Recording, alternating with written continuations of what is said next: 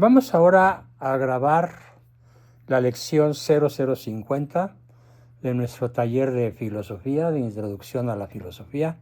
Y el título de esta sesión es La abstracción, su naturaleza y su necesidad.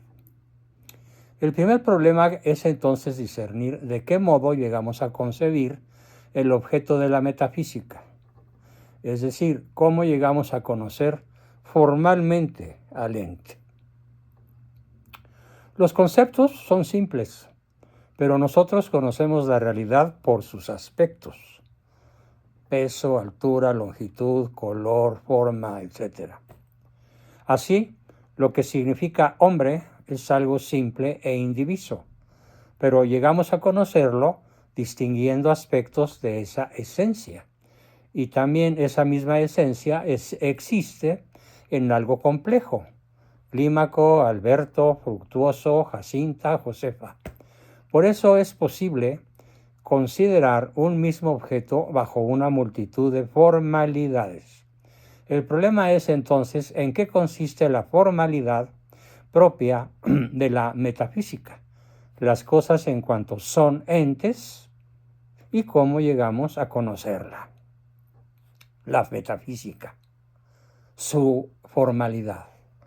Gramaticalmente, ente, ens, es el participio presente del verbo esse, con doble S, del latín, tal como caminante lo es el de caminar y durmiente lo es el de dormir.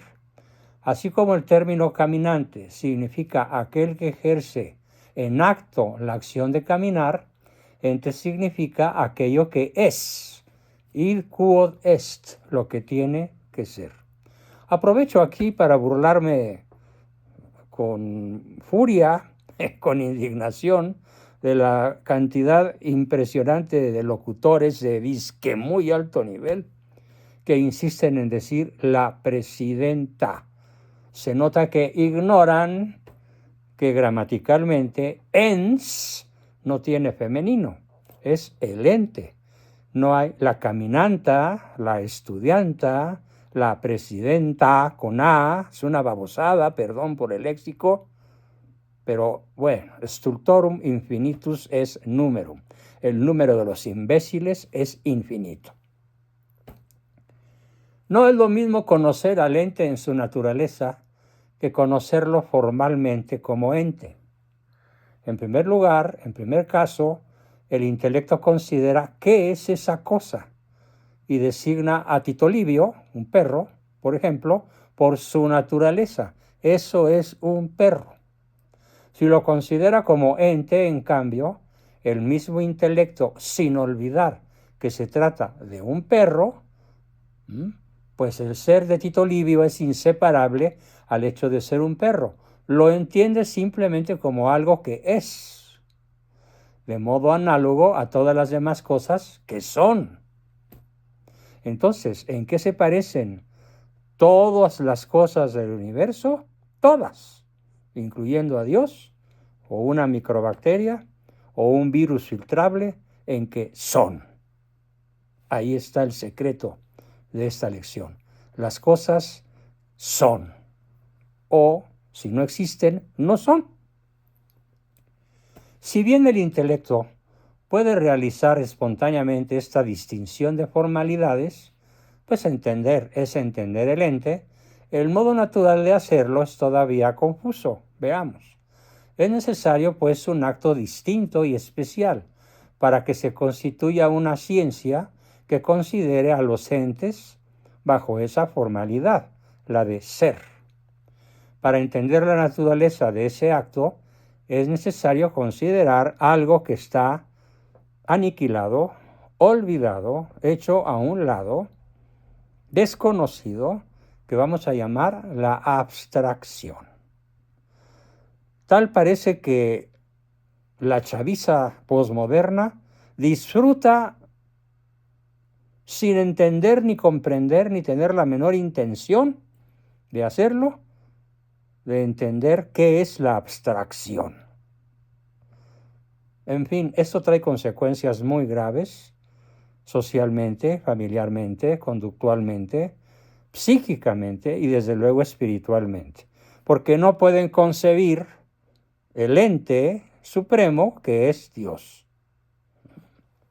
No pueden concebir, obviamente resultaría intragable para el 99% aún de los católicos, el dogma de la Santísima Trinidad. Dios es uno, pero trino. ¿Qué se necesita para eso? Capacidad de abstracción, que no existe prácticamente en nuestra cultura. Abstraer significa entonces separar intelectualmente una cosa de otra. El acto de abstracción es de naturaleza semejante a lo que ya hemos llamado simple aprehensión del concepto, pero con dos precisiones importantes que hay que hacer. En primer lugar, la primera precisión es que la abstracción no opera desde la pura experiencia. Por eso no es abstracción hablar de las experiencias. Eso es subjetivo, no es objetivo. Sino también a partir de otros conceptos previos. El intelecto agente actúa sobre la imagen, pero mediante los conceptos de intelecto posible.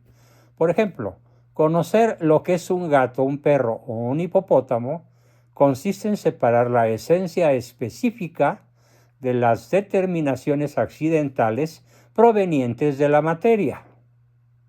El tamaño de un gato es incomparablemente menor al tamaño de un hipopótamo, por ejemplo. Pero el concepto de animal es algo común a esos dos individuos de su especie y para todas las especies. Por lo tanto, no es abstraído inmediatamente de la experiencia, a menos que la persona la haya desarrollado y sea particularmente aguda e inteligente. Si yo preguntase en qué se parece de un mosquito y una piedra, casi nadie me va a decir en qué se parecen, porque carecen de abstracción. Alguien dijo el otro día, lo que pasa es que si arrojas una piedra, vuela, y el mosquito vuela. Bueno, tardé riéndome todo el día y después ya no me reí, sino que me dio compasión de un sujeto tan torpe, tan limitado de facultades de abstracción.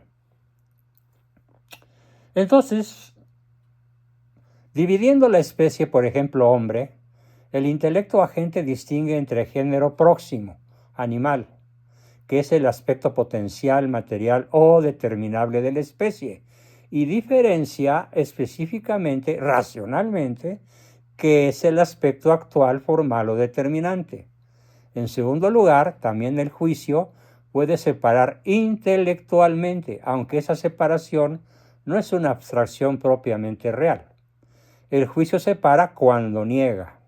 De hecho, el conocimiento del objeto de la metafísica exige una separación de ese tipo, cuando afirmamos y cuando negamos.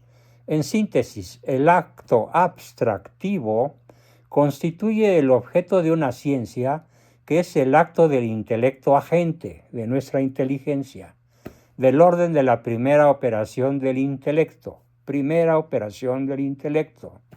pero se distingue de la simple aprehensión del concepto, pues no basta con la sola conformación de un concepto más o menos confuso que permita identificar una especie en su imagen sensible.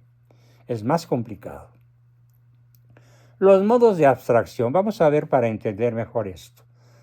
Santo Tomás de Aquino distingue tres formas de abstracción, tres modos de abstracción. El principio que los distingue es que conocer consiste en aprehender una forma separada de su materia, la cual, siendo potencia, es ininteligible. En consecuencia, hay tantos modos de ciencia cuantos modos de separación de una forma respecto de su materia. Pero en realidad esos modos son tres. La abstracción total es el primero, separa un todo lógico de sus partes subjetivas, es decir, la forma específica respecto de los individuos o el género respecto de las especies. Este acto de abstracción consiste en separar la forma de su materia sensible individual, es decir, de la materia signata quantitate, de la materia designada por una cantidad, pero no de la materia común, es decir, de la misma corporeidad de la sustancia. Aquello que se concibe mediante la abstracción total, por lo tanto, no es ni puede ser concebido sin materia. Se trata en efecto de conceptos específicos o genéricos relativos a la realidad natural. No existe un hipopótamo inmaterial, así como tampoco existe un animal inmaterial. Al concebir lo que es hipopótamo o lo que es animal, por supuesto se prescinde de la materia singular de cada hipopótamo o de cada animal, pero no se puede prescindir del hecho de que son materiales, porque eso está incluido en su concepto. Si prescindiéramos de la materialidad, destruiríamos el objeto. Mediante la abstracción total, concebimos el objeto propio de las ciencias naturales. Por supuesto, aquí no entra la teología. Esto no aplica respecto de Dios. Eso lo veremos más adelante. La abstracción formal separa una forma respecto de toda materia sensible, tanto individual como común. Aquello que se concibe mediante abstracción formal no es sin materia, pero puede ser concebido sin ella.